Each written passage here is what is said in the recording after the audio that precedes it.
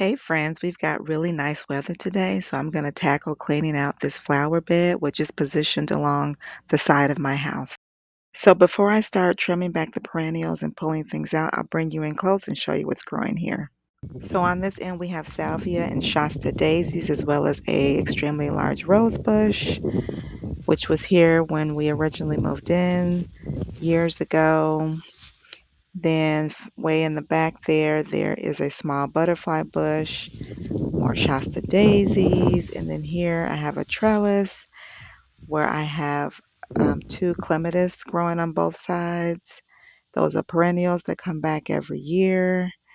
And then here in the middle of the trellis, I have yarrow growing, which is very thick at this point, and it's trying to take over this portion of the bed. So I'm going to be pulling up as much of that as I can.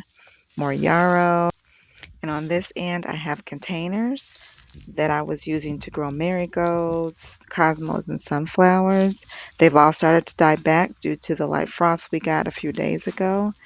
And then over here, these are just some flower pots that I pulled from the front of the house that I'm going to be emptying out.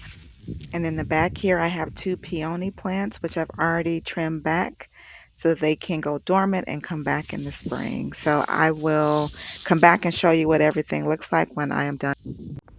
All right, guys, so this is what everything is looking like after I've cleaned out the bed. This bed gets direct sunlight for the majority of the day, so everything in here grows just beautifully. It gets plenty of sun, plenty of water from the irrigation.